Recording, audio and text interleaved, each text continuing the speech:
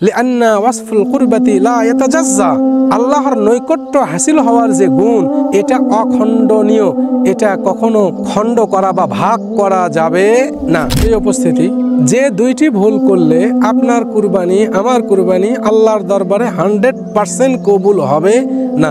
তার মানে আমার কুরবানি একদম আদায় হবে না, আপনি আল্লাহর কাছে ঋণী থাকবেন।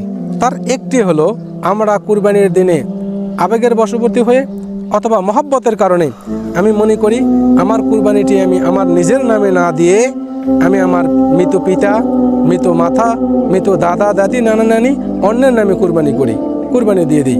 প্রিয় উপস্থিতি, এতে করে যে বিষয়টা হয় সেটা হলো আমার উপরে যে কুরবানির ওয়াজিবাত আছে আমি সেই দায়িত্ব মুক্ত হতে পারি না।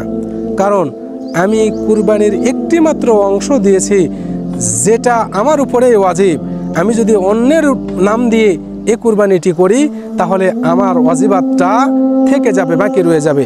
অতএব প্রিয় উপস্থিতি, আসুন আমি অন্যের নাম না দিয়ে নিজের নামে কুরবানি করি। তবে হ্যাঁ, আমি যদি কোনো গরু, কোনো মহিষ, কোনো উট, অন্য কোনো বড় প্রাণী কুরবানি করি যেখানে 7 ভাগ পর্যন্ত দেয়া যাবে, সেখানে একটি আপনি নিজের নাম দিয়ে অন্য 6টি আপনার বাবা, মা, আত্মীয় স্বজন এবং আল্লাহ রসুল সাল্লাল্লাহু আলাইহি সাল্লাম তাদের উদ্দেশ্যে বা সাহাবায়ে কেরাম যে কোনো কারো উদ্দেশ্যে দিতে পারেন।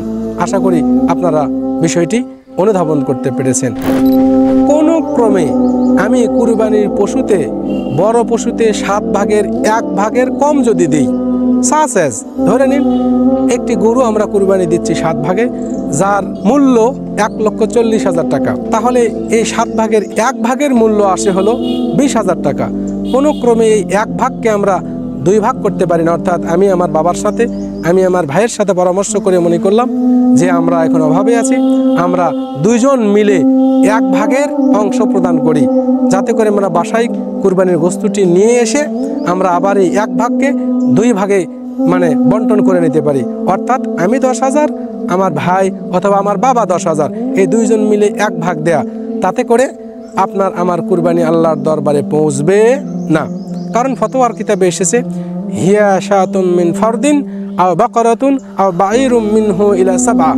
তার মানে এই কুরবানির বিধান হলো, যদি আপনি বকরি, মেষ, ছাগল, দুম্বা এগুলো কুরবানি দেন, এটা ইউনিক। ফারদুন শব্দের অর্থ হলো ইউনিক পারসন, একক ব্যক্তি, একজন ব্যক্তির পক্ষ হতে হবে। আও যদি বাকারাতুন বাঈরুন উট হয় বা গরু হয়, তাহলে সর্বোচ্চ মিনহু ইলা সাবআ, তার মানে ইলা সাবঈন অথবা ইলা সাবআতিন, যেটাই বলুন না কেন, সর্বোচ্চ আপনি 7 ভাগে কুরবানি দিতে পারবেন। কোনো ক্রমে 7 ভাগের 1 ভাগ, তার ভিতরে আবার 2 খণ্ড করা যাবে না। কারণ কিতাবে এসেছে আকাল্লু মিনাস সাবঈ লা ইয়াজুজু আন আহাদ, মানে কোনো ক্রমে 7 ভাগের 1 ভাগের কম হলে কোনো একজন ব্যক্তির পক্ষ থেকে এটা জায়েজ হবে না। কারণ কুরবানির মূল উদ্দেশ্য হলো আল্লাহর নৈকট্য হাসিল করা, স্যাক্রিফাইস করে আল্লাহর নৈকট্য হাসিল করা। তাহলে প্রিয় উপস্থিতি, কিতাবে এসেছে লিআন্না ওয়াসফুল কুরবাতি লা ইয়াতাজাজ্জা, আল্লাহর নৈকট্য হাসিল হওয়ার যে গুণ, এটা অখণ্ডনীয়, এটা কখনো খণ্ড করা বা ভাগ করা যাবে না। যেমন উদাহরণস্বরূপ যদি বলি, যে 2 জন ব্যক্তি একটি মাত্র কুরবানির ভাগে অংশ প্রদান করেছে, অর্থাৎ 2 জন মিলে 1 ভাগ প্রদান করেছেন, তাদেরকে যদি আমরা একটা রেস দেই, দৌড় প্রতিযোগিতা দেই, নিশ্চিত একজন ফার্স্ট হবেন, একজন সেকেন্ড হবেন, একজন আল্লাহর বেশি নৈকট্য হাসিল করবেন, একজন একটু সেকেন্ড প্লেসে থাকবেন। তাহলে কিতাবে এসেছে ওয়াসফুল কুরবাতি লা ইয়াতাজাজ্জা, এই নৈকট্য হাসিল হওয়ার গুণাগুণটি অখণ্ডনীয়, এটা কখনো খণ্ডন হতে পারে না, এর ভিতরে ডিভাইডেড ভাগ হতে পারে না। বিধায় প্রিয় উপস্থিতি, আসুন আমরা এই ভুল থেকে নিজেকে পরহেজ রাখি, এই ভুল থেকে দূরে থাকি। আমরা কখনো 1 ভাগের কম, 7 ভাগের 1 ভাগের কম কুরবানিতে অংশ প্রদান করব না। আল্লাহ পাক রব্বুল ইজ্জাত আমাদেরকে তৌফিক দিক।